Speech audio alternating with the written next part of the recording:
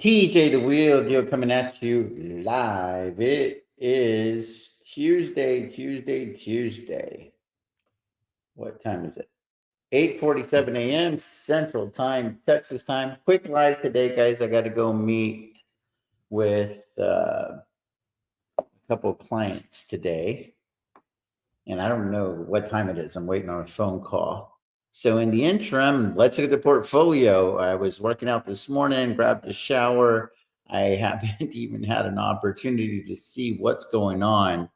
I woke up, go to the bathroom in the middle of the night, and I saw that the portfolio was pretty green in some aspects. So it looks like we got time, 11:30. I got to be out of here. So I got about an hour or so. I don't think we'll go that long today because we got Wheelers tonight.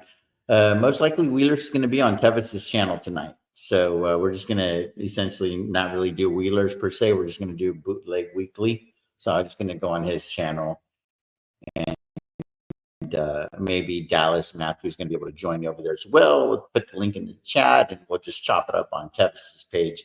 He's a friend of the channel. I consider him a personal friend of mine. So normally we do Wheelers on Wednesday, since I'm having to do it on Tuesday today because we're going to got a party to go to tomorrow, and then we've got the California trip lined up. I don't want to try to figure it all out. I'd rather just like piggyback off of Tevis and kind of do that whole deal. So anyway, guys, how's everybody doing? What's going on, James? Eyeing some cascade puts on Enphase, earning towers next week. Yeah, it's exciting. I've got some already at 100 that are not doing so well. So I'm thinking 90 would be an amazing entry point on Enphase. Dex, what's going on, guys? What's going on, Kim? What's going on, Misha? TJ, can I ask you a question, please? What's up? So we do here, live Q&A. Morning, glad to see you on at this time. Ray, what's going on? Rogers, Nathan, y'all know that I ain't going to be coming on regularly at this time. It's not going live right now because he's in India, guys. So my time slot, just that works better for my life, is around 10:30. So covered calls. November the 1st, 9 on SoFi. Is there a way to roll this, or should I sell it? Yeah, you definitely roll it. You can definitely roll it. I'd roll at least to 10. It's going to probably have to add 2 or 3 months of the contract to get to 10, and then do that 2 or 3 months, roll to 11, and you can keep playing that game indefinitely if SoFi keeps going up. Hi, cover calls on SoFi expiration Friday 8:50. Am I cooked, or what would have the rolling so far into the future? I have some leap sprinting that started to move too quickly. Yeah, you probably have to go to January to put a 9.5 handle on there, something like that. Those are the gimmies and the gotchas. It's like people don't want to roll out in time, and I'm like, why? You're going to capture more capital appreciation unless you think the stock's going to come back down. That's the thing. You're trying to time that. So if you're not like super bullish on the stock, then why even be in it? Just sell the damn shares, right? So that's where my outlook is always very, very different. It's like the first thing I always ask myself is, why am I wanting to roll these options? Why do I want to roll these cash secured puts? Why do I want to roll these covered calls? What's the investment thesis on the underlying? If you're bullish long term and you want to own those shares, then it makes sense to roll them so you don't lose them, right? But if you're not really bullish and you're like, I don't want my capital tied up because then now I can't push buttons, then that's a whole different issue. You don't have an investment thesis issue. I have this need to push buttons issue, and now I can't push the buttons because my capital is locked up, right? So I'm like a psychologist. I try to get to the root of the fucking problem, and let's fix that. Because if you can fix that, you're ready to make some money. I don't know what it is. I'm not saying that that's what it is for you, Rudolph. I'm just saying that's what it used to be for me. I felt this need to push buttons. It was like an epidemic. Hey, TJ, you have a big position on NEO. How do you manage it in this downturn? I don't have to do anything. We'll talk about it in a little bit. I don't have to do anything. In fact, I'm kind of excited if it comes back down because I kicked some covered calls to January 2026. I want to bring those back if NEO keeps tanking so that I can sell monthlies on it again and bring some premiums through the door.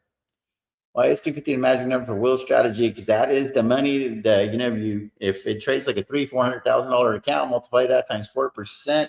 And premiums per month, you capture about 2.5%. That puts you at about 6 figures. That is why 250 is a magic number, because with that amount of money, you can make close to 6 figures wheeling. That's just premiums, not even talking about anything else. We're just talking about premiums. We're talking about practice. We're talking about premiums. Do you find that right when the market opens, options are mispriced? I mean, I really don't look too much because I don't usually trade until 9 o'clock in the morning. So it's one of those things. We got $8 cover calls, hands caught deep in the cushion. You're elbow deep in the fries, man. You're elbow deep in the fries. You're welcome. What's going on, Mark?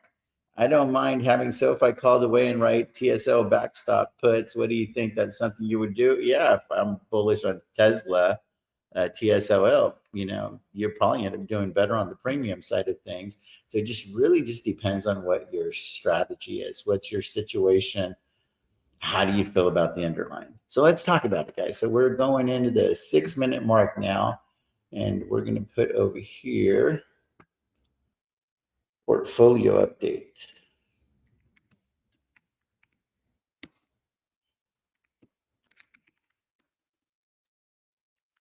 And do these, I didn't do these tags yesterday because it just got away from me. So anyway, let's do it.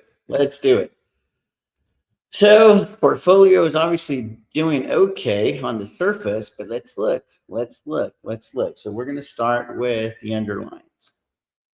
So the first underline is Bitcoin. This is on total return. So we'll go here. So the first underline is Bitcoin. Can't sell any covered calls or anything on Bitcoin. So it is what it is, right? So that's going okay. Now let's talk about SoFi. What's going on with SoFi?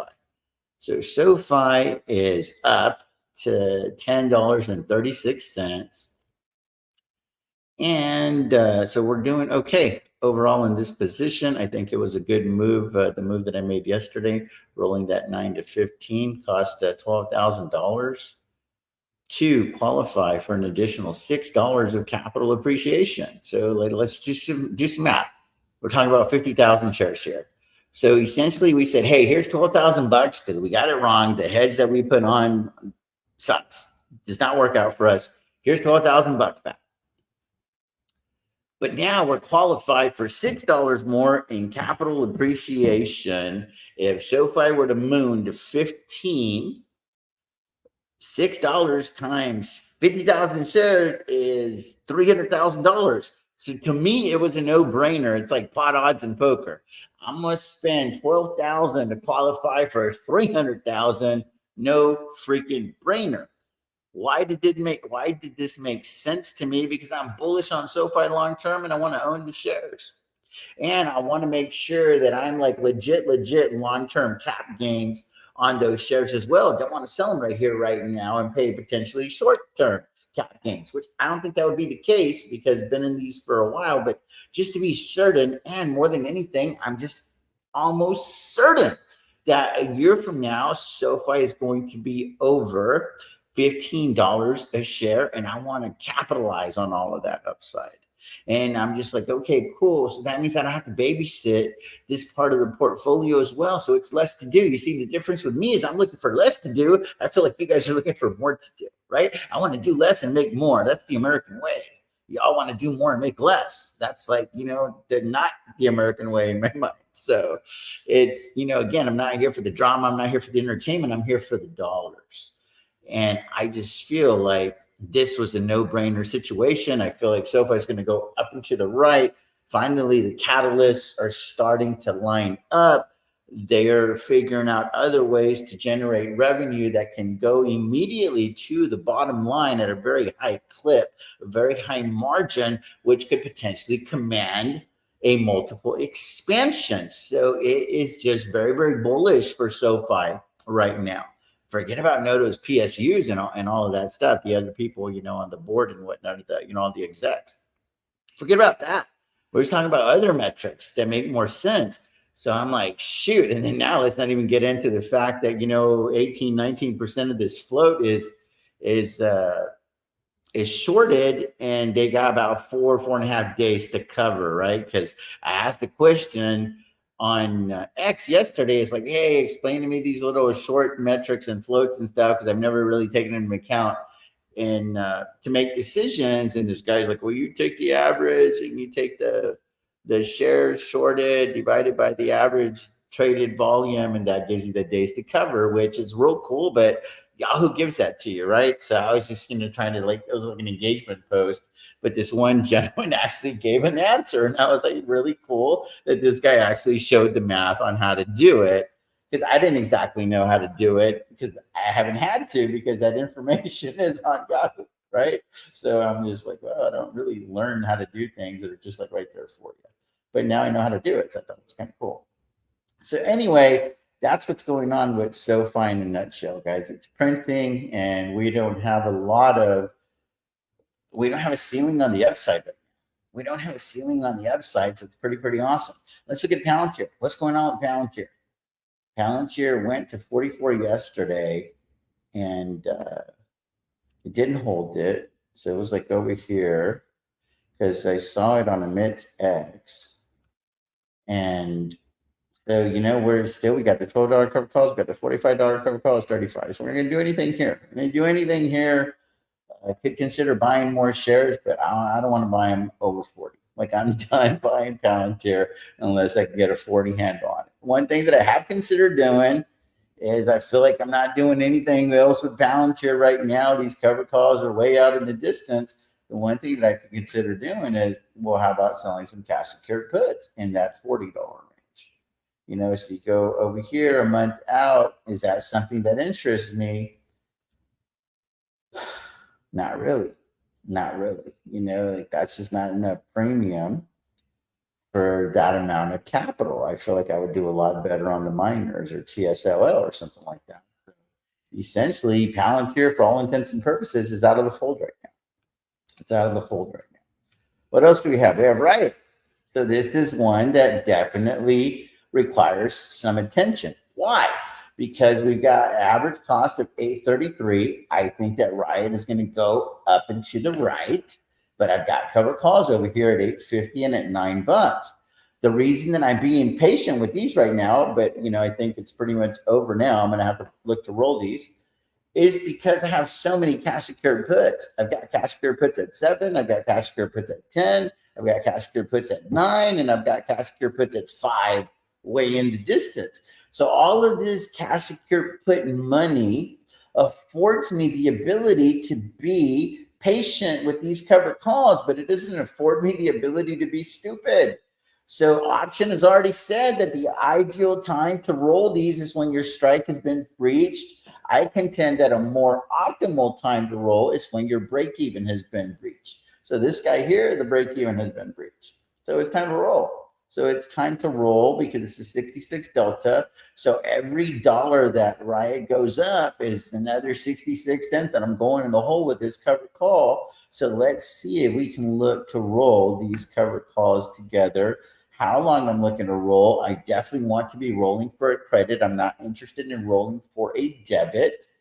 And we'll go from there. Now, what sucks about this position is I never found and I'm talking about the Riot position in general, is I never found an opportune time to buy calls to protect myself to the upside.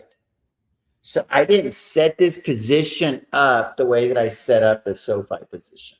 Because with the SoFi position, it's like, who gives a shit? Let it run. I got all those leads that are going to print money, and then I've only got 50,000 shares that are encumbered over there at $15. There's still plenty of room to run even on that side of the house. But if you put the leaps on top of it, it's a no-brainer on SoFi right now, right? No risk to the upside. Here, plenty of risk to the upside, and I want to get to $15 before I would even consider selling one share of Riot. So keep that in mind. So I'm like, okay, cool. So what I got to do? So let's see about rolling, hopefully for a credit. So you go over here, you go roll this position. And I always like to start right over here in the 45-day cycle. And I got to make good on the 107. So I can go from 850 to 9 and make a little bit of money, right? So I make about $14,000 doing that. Let's see, is there any crackheads? There's some, not a lot.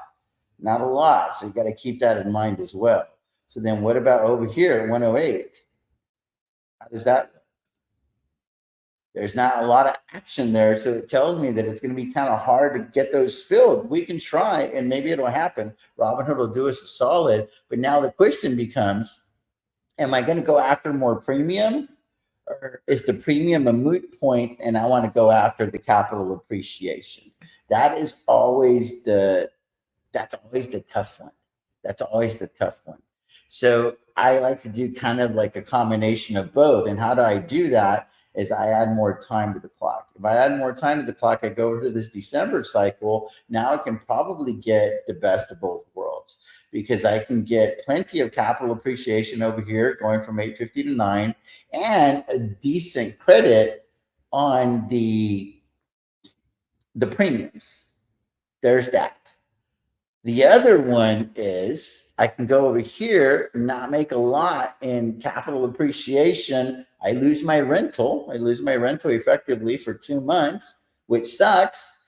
But now I'm going to qualify from 850 to 10. So that's $1.50 in capital appreciation on 50,000 shares. So that's a lot more than I would make in premiums. And then now I'm like on easy street. If I wants to go on this tear with Bitcoin, I'm okay with it doing that. And then if it gets out of hand at 12 or 13, I own these shares at 833. If I had to let go of them at 10, is it really the end of the world? Not really, because it wasn't that long ago when Riot was trading in the sixes and I was down almost $250,000 in this position, right? So you can't forget about the pain that it was causing you when the shares were down, because now you're staring at the pain of all of this money that you're potentially leaving on the table. Like, you can't have that kind of mindset, because I would much rather be dealing with this situation than when Riot was in the sixes. And I was like, man, do I really want to own more shares? Because if we roll the tape back, guys,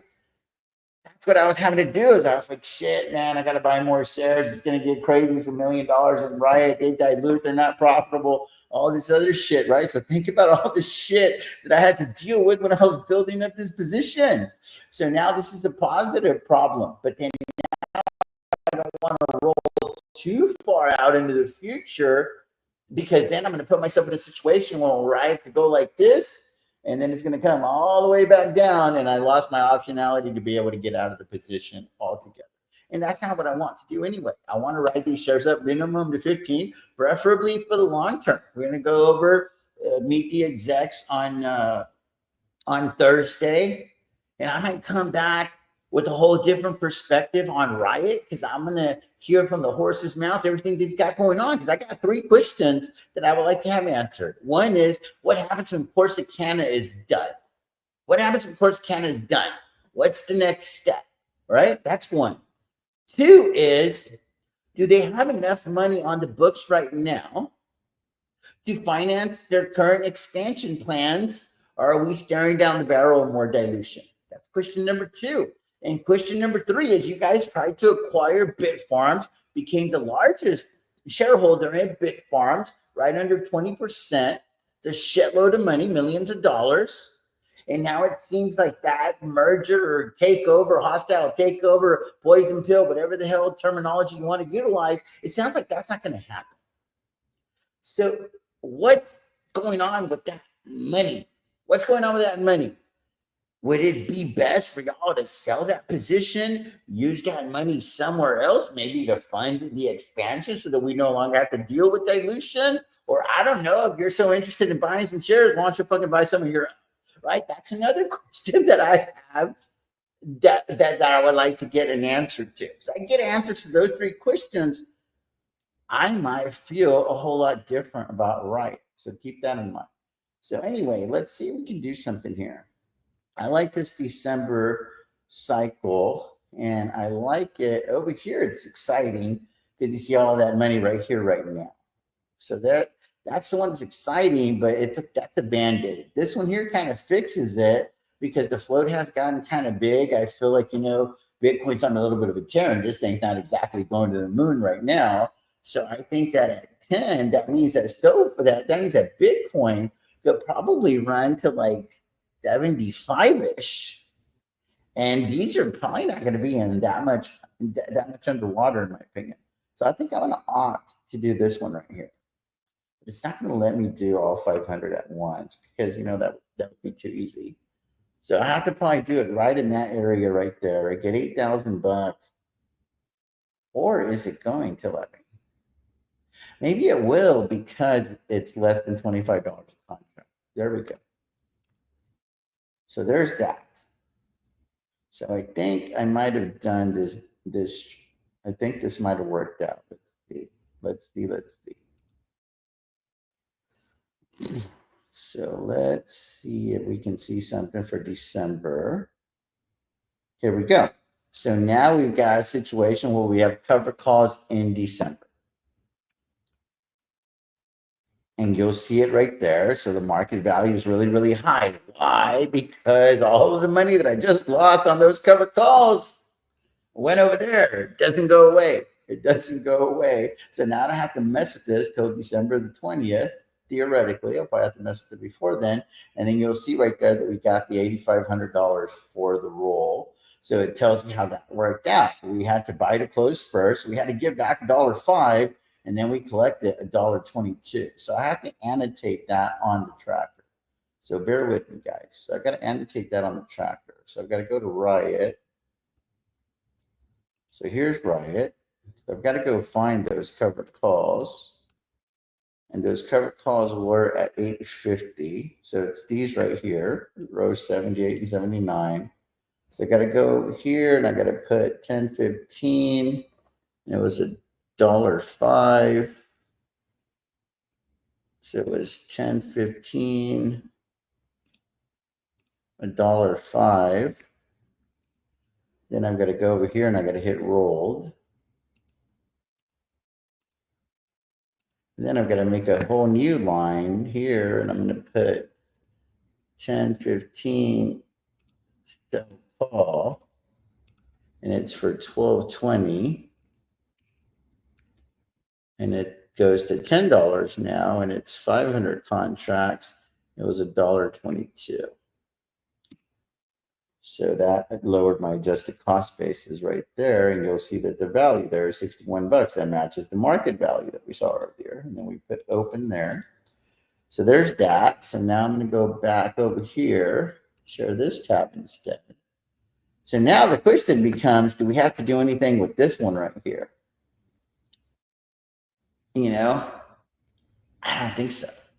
I don't think so because we've got a break even of 931. So I contend that I would rather just kind of like leave that alone, see what happens, you know, for the next couple of days. Or if I want to pair them up because my OCD is getting the best of me, well, what about rolling these to $10? You know, so I can match these up over here. So right there. So that's interesting. I bring in $25,000 there and be done. I qualify for that other dollar of capital appreciation there. Everything's all matched up. My OCD, ADHD, LMNOP is intact. I feel real good. Don't need to take any medication because everything's good in the world. Or I could try to take control of my ADHD and OCD and be like, it would make more sense to take less premiums and qualify for an additional dollar in case there's a massive run. Those are the gimmies and the gotchas. I can't do that because I know that my OCD would get the best of me. So I could just roll right here and be done. I don't think it's going to let me do 572. I'll have to put this at 500. And then I'll probably have to put this in the 43 range to have a shot. So you see over the contract limits 200 whenever you're getting more than 25 cents. That's the part that absolutely sucks on Robinhood. That is something that they should really try to fix. So let me see if I can get this done. And then I'll just see if I can just get it done over and over and over again. So we'll go there. Let me see if I can get all of these done and then call life good. So it is these right here. So roll. And hopefully we can get the same price because then it'll just be one entry into the other one. This is going to be 200 contracts. 200 contracts.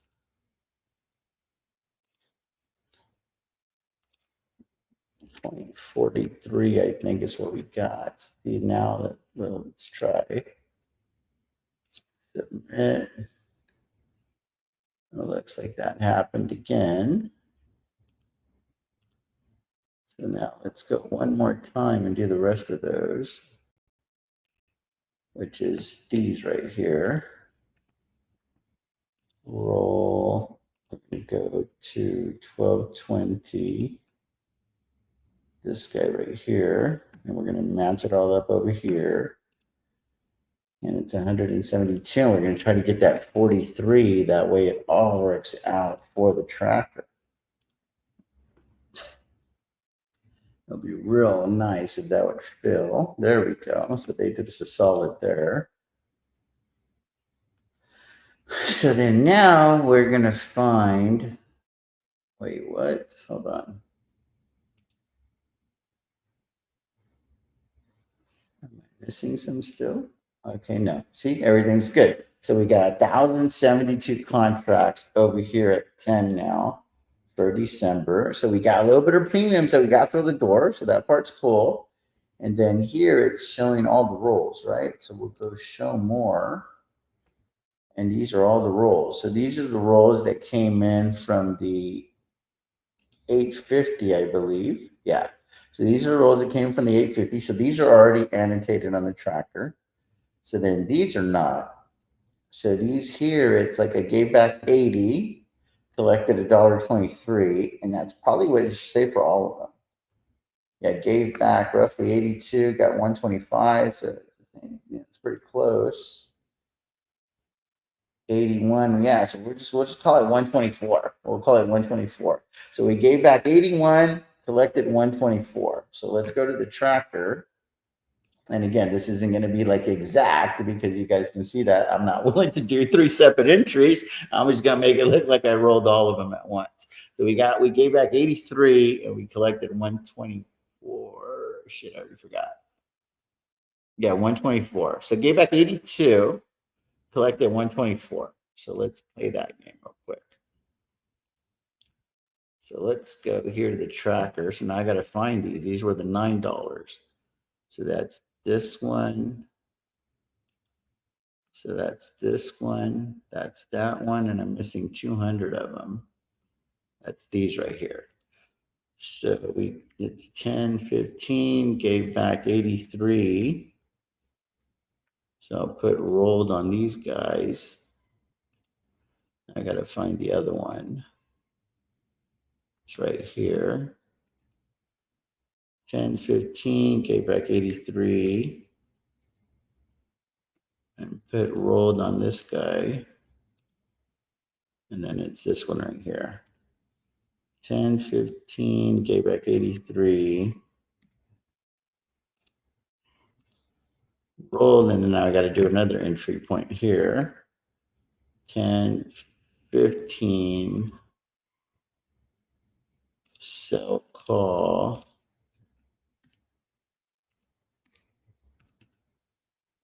10, it was 572 contracts. Got back $1.24, I think is what we were going to rock with. And you guys can see that our adjusted cost basis went down from 170 to 148. Why? Because we got a net premium. We got a net premium when it was all said and done. So going back over here, share this tab instead.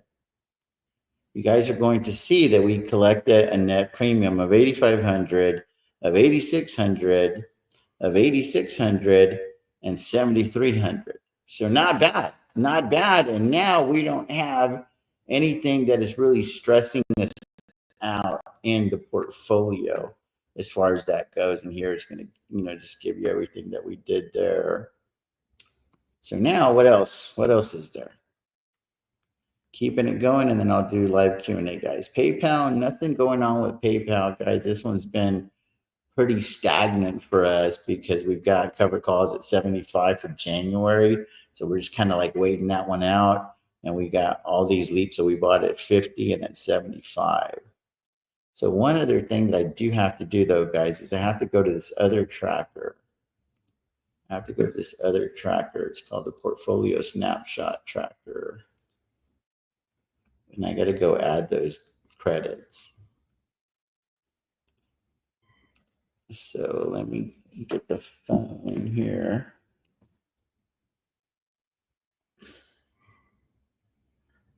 Sorry, guys, this isn't as fluid as watching like a mitt or whatever because I'm actually working here. This isn't just like trying to like carry a show on. So let me see. So the last one was 5,000. 17.5. I'm trying to find it here. Okay, there's 17.5. There's 5,000. And then I collected for Amazon 39.75.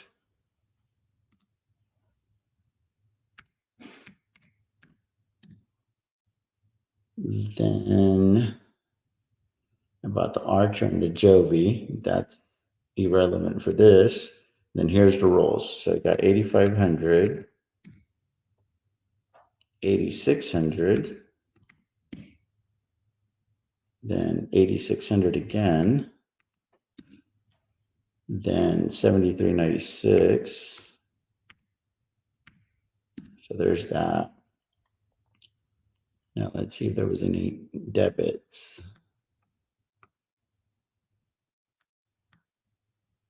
So where did I give back the 12,000? I gave back 12,000 when we rolled SoFi. Archer. We bought Archer, bought Amazon. That was 94,000. And got the cover call premium. That's annotated. Bought Archer, bought Joby. That's annotated. But then now I got to go update these guys here because I spent more money over here. So the share costs, I got to go get this from the Robinhood tracker. So total share cost comes from the summary page, and you will see it right over here. That is the share cost. So cost basis total is 7293021. 7293021. So that's there. Now I got to go. Now I got to go to the share value. The current share value is 8319355. 8319355. 8319355. There it is. All is good in the world. My OCD is happy. Everything is lined up. Awesome. All right, cool. I think we're good with portfolio updates. A 33-minute mark. Let's go over here. 33 minutes. And we'll go live Q&A. So let me check in with you guys and see what is going on. What troubles you? What troubles you today? So let me catch up with you guys. Holy cow, where we at? So we did that one. We did that one. We did that one. We did that one. Here we go. Elbows deep. What do you do if you live off wheeling, but most of your shares have been running and are locked up months out? See, I think that that's where you have to make a decision and you have to be disciplined. If you are living off of the premiums, then it's like that's a business, right? So the business is I need to sell puts, I need to sell calls, I need to collect premium. That's where it becomes very, very difficult because you have a stock that's going to run fantastic. But at some point, in order to realize gains, you're probably going to have to trim that position, right? So if you're not getting any money off of the premiums because your shares are locked up for a while, you need to figure out, okay, at what point am I willing to trim some of these positions to bring that money through the door? Because at the end of the day, you just need to bring money through the door. That's the business, right? When you're selling puts and calls, is to bring money through the door. Capital appreciation is awesome, but that's kind of like the icing on the cake. That's the cherry on top, if you will. I have a NVIDIA 275 cover call for December. I think you're good. Wow, I think you're good. Hit the like button. Appreciate you guys. What's going on? I'm beneficial. Thanks for the reminder, Kim. Good morning, Mike K. Can you show an example of a backstop trade? So a backstop trade is a cash secured put. It's a leap in the distance, super high conviction, typically way out of the money to the point to where you're like, I just can't believe that I would actually have to own these shares at these levels. A, B, I can't believe that somebody would pay me to do it. That is a backstop trade. So it's one of those things that's such an asymmetrical bet in your mind that you're like, I can't go heavy enough. Like, I wish that I could have more money so that I could go absolutely gangbusters with this trade. So right now, I'm going to show y'all Riot at $5 for January of 2026. So it awesome. It's coming back down a little bit. So that roll is starting to make money now, right? Because we can like maybe roll back down, and we made $2,000 or $3,000. We ain't gonna do all that because that's just too much work. But that being said, it's like, okay, cool. I'm willing to buy these shares at a very discounted price in comparison to today's prices, willing to tie up the money for a year and a half, sometimes 2 years, depending on the situation. If you're willing to pay me an average of about 25 to 30% on my money per year, that's what we're looking for. So it's got to be one of those things that where it's like you kind of want the trade to go against you because you know that you're going to get a damn good deal on the underlying. And on top of that, your adjusted cost basis is kind of sick because here we got $1.42 on a $5 strike price. So we're talking about 358. I got a break even of 358. Tells you right here. I was doing math. Tells you right here. So 358, guys. So it's just like I would love to own some more Riot at $3.58. And on top of that, some crazy people on the other side paid money to do that. It's amazing to me. It's amazing to me. And it started right here on September the 18th. Sold 105 contracts. Sold another 95. Sold another 200. And then now if you look at those contracts, already up about what? 20%, 21%. Probably up closer to 22 or 23% earlier. And this is probably about a 15 delta, I bet. Yeah, 13 delta. I mean, my goodness. My goodness. Give me a thumbs up if you think that if I did nothing, that this tacit put would expire out of the money. Give me no, just do it this way. Give me 2 thumbs up if you think that it would expire out of the money. Give me 1 thumb up if you think that maybe it'll expire in the money, but it's certainly not going to be much lower than $5, and then I could be in a position to sell cover calls and make a shitload more money doing that, and potentially write up those shares as well. Or give me a thumbs down if you think that the trade's going to blow up in my face, because that's always a possibility too, right? Right? It could go to zero or something like that. So that is what a backstop trade is. It is something that's super high conviction. It's like you can't even figure out a scenario where it doesn't work out for you. Like I get assigned these shares and it's trading at even $4, kind of still okay. Still got that 58 cents to work with there, right? Or 42 cents to work with because the break even is 358.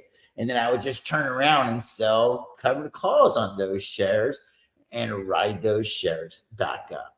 So I use these types of trades to lower my adjusted cost basis. That is the whole mission. So I want to tie up some money, but I want to tie it up in a way that is still making quite a bit of returns annually, but it isn't causing a whole lot of stress. That is essentially what I'm looking to do, because I'm looking for the easiest way to make 25% a year on my money. That's why. Because I'm looking for the easiest way. I want to push the least amount of buttons to make the most amount of money. Let me say it again for you guys. That's y'all's quote of the day. That is y'all's quote of the day at the 40-minute mark. It came to me, give or take. So let me put it over here. So we all got 40-minute mark.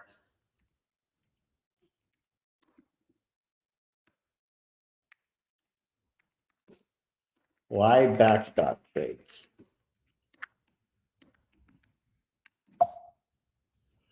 Why backstop trades? Because I'm trying to do the least amount of work to make the most amount of money, and I could like quantify it right away. We tie up $2 million, we bring in $500,000 in cash. Now I can do short dated cash secured puts with that 500 grand. That 2 million is just sitting there. We got that $500,000 that we're working week after week, month after month, month after month. A year and a half goes by. I make another 10, 15% on that money. Then, that all works out. Then we get back over here to January of 2026. You're like, holy shit. I had already locked in this 25%. Now I locked in another 10 or 15% for working harder because I have to push more buttons, make less money. Over here, we're pushing less buttons, making more money. And then I put it all together, and it's like, holy shit. I just hit 30, 35, 40% return on that portion of the portfolio. And that's why I like backstop trades. In fact, that's why I love backstop trades. That's why it's the cornerstone of the portfolio. It's a cornerstone of my strategy. It is, I built everything around these backstop trades. Now, if these backstop trades blow up, well, guess what? The account's probably going to blow up too.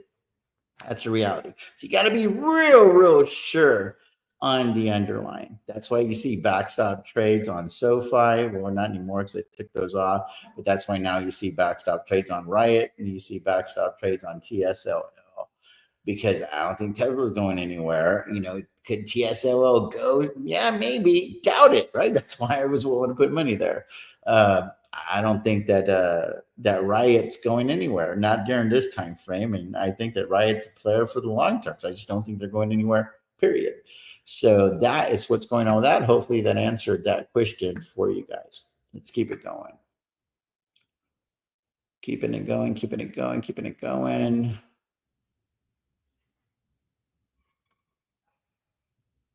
Where are we at here?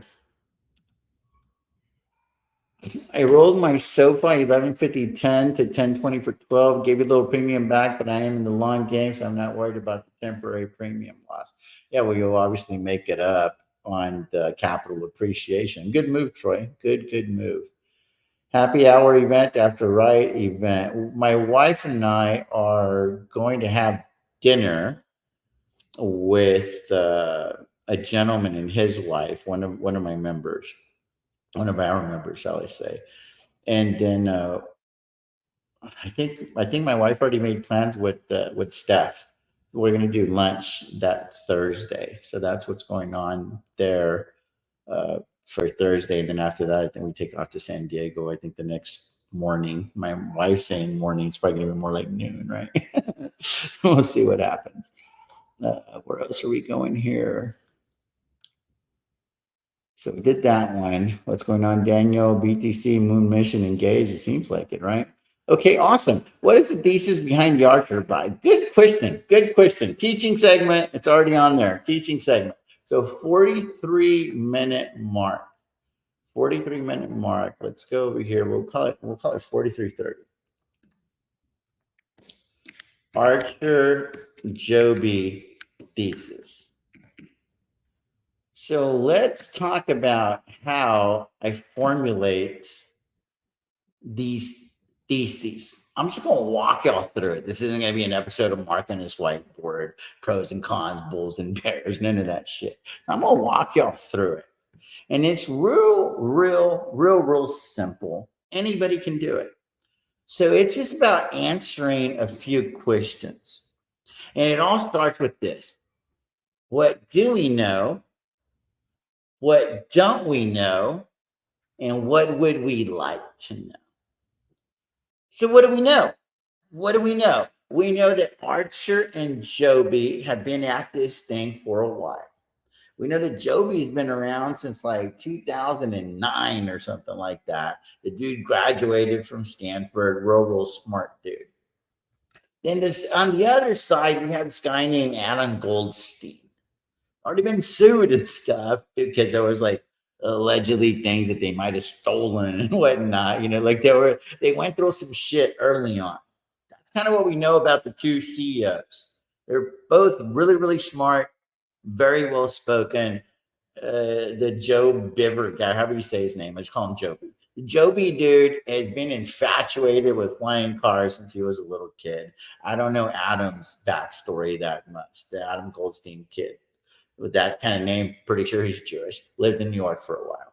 So what do we know? We know that there's other bigger companies that specialize in manufacturing that have already invested money into these companies.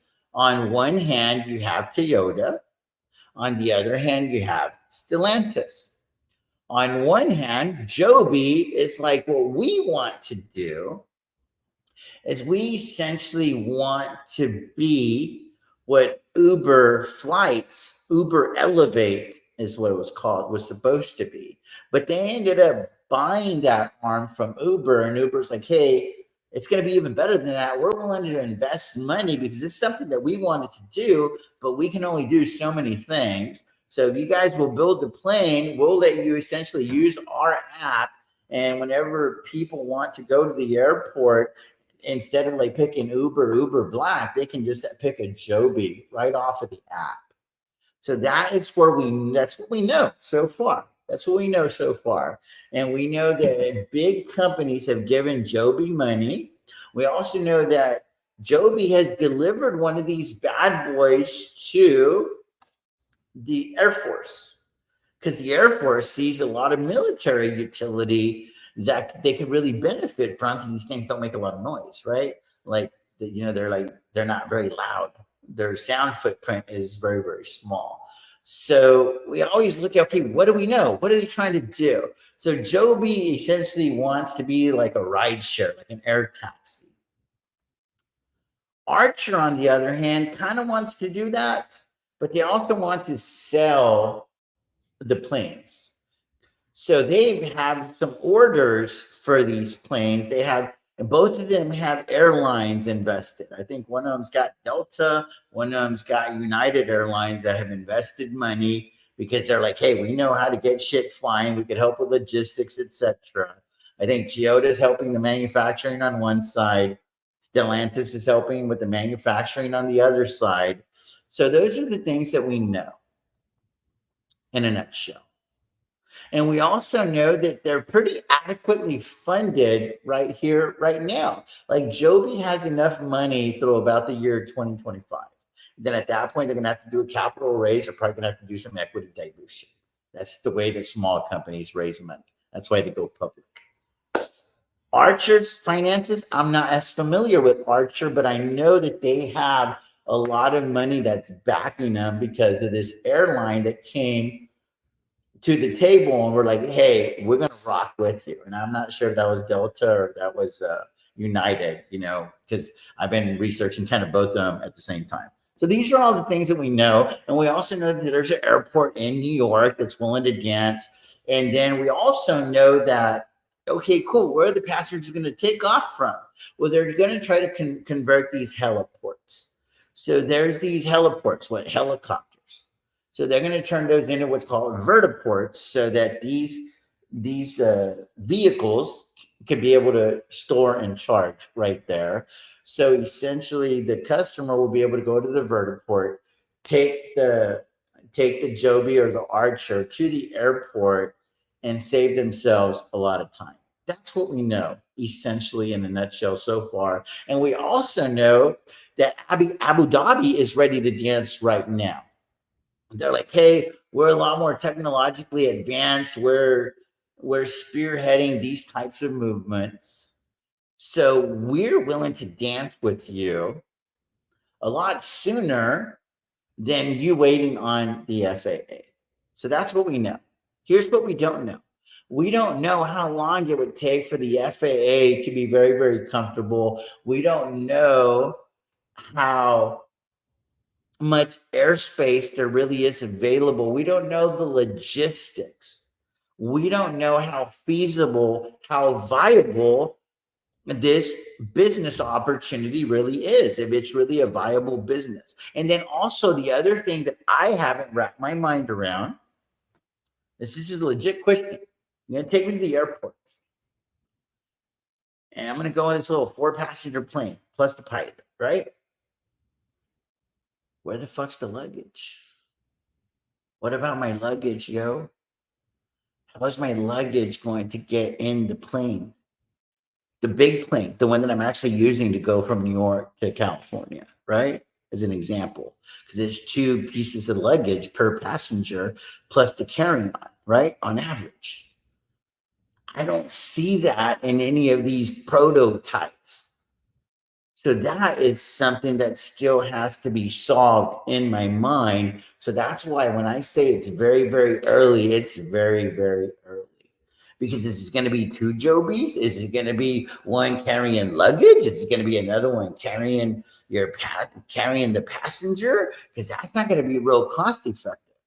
And then also I look at, okay, well, how big's the market? So to me, the first thing to do is look at helicopters, because this thing looks very similar to a helicopter, right? And I'm like, okay, cool. How big's that market? So I do a little bit of surface research, and that market's about 40, $50 billion. So we're not talking about a big business here. We're not talking about the next Amazon or the next Google. Get the hell out of here with that. Because we got to look at what does it mostly simulate. Like whenever you talk about a disruptive technology, okay, cool. A disruptive company, cool. What's it going to disrupt? To me, it stands to reason that the one thing that it would disrupt more than anything else is a helicopter. So go look at that market. How big's that market? So I looked at it, it says that it could grow to like 70, $80 billion by like the year 2040 or something like that. So it's not a huge market. So then I think about other things. Rich people, there's a lot of rich people, there's a lot of sports franchises, there's a lot of companies out there. I wonder if they'd be willing to spend $2 or $3 million on a real nice tax write-off to have one of these things to transport their customers and their employees 150 miles with relative ease, because you can operate these a lot more efficiently than you can a regular helicopter. So I think that that's another TAM that could get really, really big. But it's like we don't know how big the scale is going to be or can realistically be, because I don't have any idea, and I don't think anybody does either, of how big the footprint is up there. Like, are we really going to live in a world where you look up and you see 10 or 15 of these air taxis in the air at all times? I don't know. Like, I don't know. That's why I say it's very, very, very early. It's very early. So what do I know? I feel like these companies are very, very exciting. I've been interested in this space for a couple of years now. I've read countless articles. I watched probably 5 or 6 hours of videos because CNBC puts out shit. I've watched interviews with the Adam Goldstein character. I've watched interviews with like the Joby character. These are the two bigger players in this space. There's also a company called Lilium. That's pretty big space, but there's probably, if you Google it, there's probably like over 500 companies, startups that are trying to do this thing. So it kind of reminds me of EVs in about 2019, 2020, where there was like a shitload of them, like the Polestar. Obviously, you got the NEO, all these Chinese companies, and then you have the Fisker company. You have the Nikola and all these other companies that are trying to get into this space. But we already know from that experience that there's only one freaking Tesla at the end of the day. In China, there's only one Tesla, and like, let's say BYD or and that's it. Everybody else is kind of small, trying to like carve their niche, if you will. So I think it's a winner take most. I think that it's a situation where I think that it could become something very, very viable. But I think that like Archer and Joby would eventually probably become one company, and or maybe they'll be the two big players, and they'll end up scooping up a lot of ancillary businesses that can help them. And I think ultimately both of these companies are probably takeover plays for the airlines that are heavily invested in them. Or Toyota's got like, I think about $500 million investment into one of these. So I think that it would make sense for like Toyota to try to own one of these companies outright, kind of like the whole PepsiCo thing with Celsius.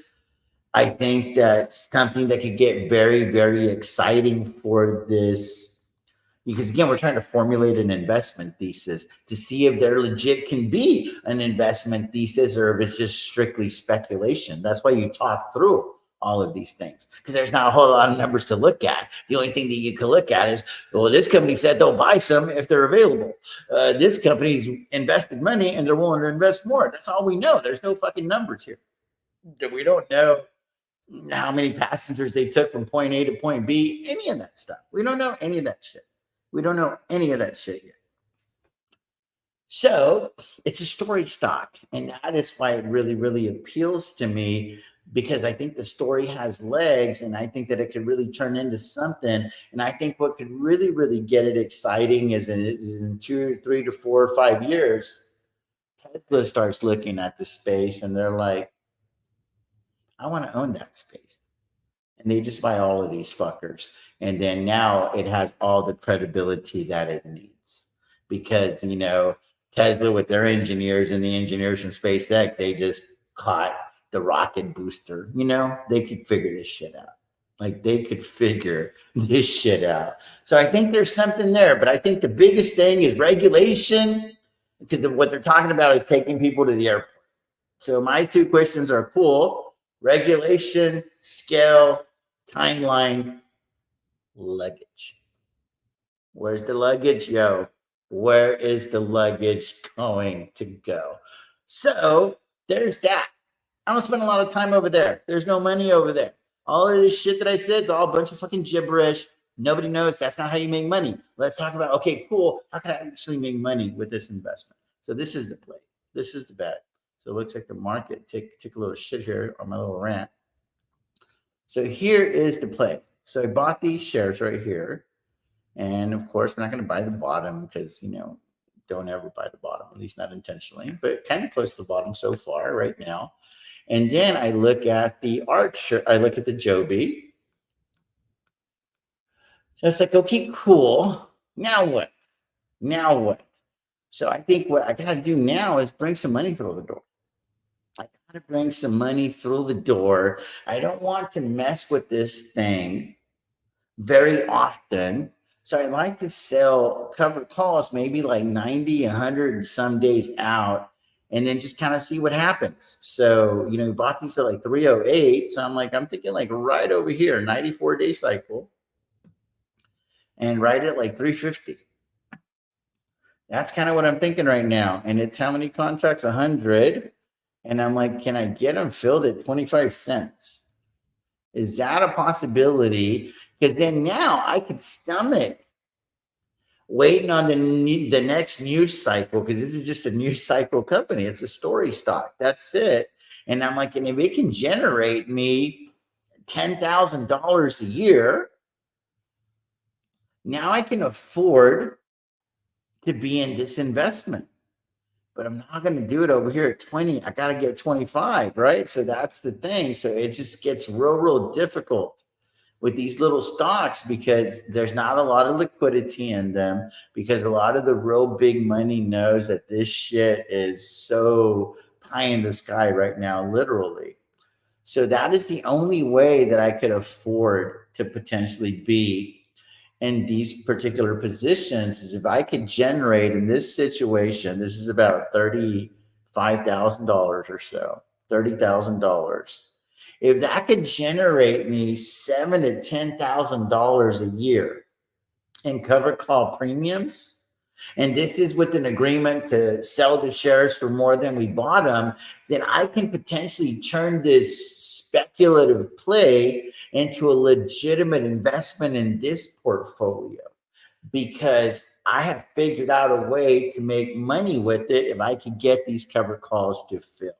If not, then I have to look at how much money now am I really willing to tie up here that's not going to generate any revenue. So there's that one. The other one is Joby, What could we do over here with Joby in the form of a covered call to bring some premiums through the door to justify tying up all of that money? So there's that.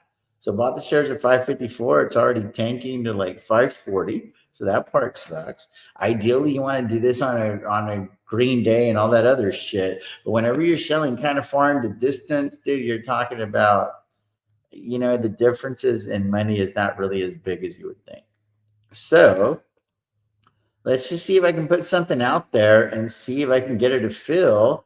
And we want to go from 540 to 550. There's not a lot of meat on the bone there on capital appreciation, but that premium sure is kind of juicy. So maybe this just becomes a little bit of a premium play, and this is just almost like a hedge to the downside. So that becomes kind of interesting because it's 50 contracts, and now you're telling me that I could bring in, let's see if I get it right in the middle. You're telling me that we can bring in $3,200 on, so let's look at what was the capital investment. It was like 27 grand, 28 grand. And that's going to be bringing in 3,500. Even if the shit goes sideways a little bit down, we could generate about $10,000-$12,000 a year on that money while you're waiting for it to play out. That's interesting. But you know that these cover calls, if this thing does a moonshot to 9, 10, 11 bucks, you're not going to participate in any of that stuff. And that's okay because it's too fucking early anyway. So I just look at it like maybe I can get away with a couple of covered calls. And then if I see something on the horizon as I dig into this thing, maybe I don't want to sell any covered calls anymore because I already have a low enough adjusted cost basis, or I'm going to start selling covered calls in that 750 range so I can also qualify for capital appreciation. But right now in the first cycle, I can't afford to do that.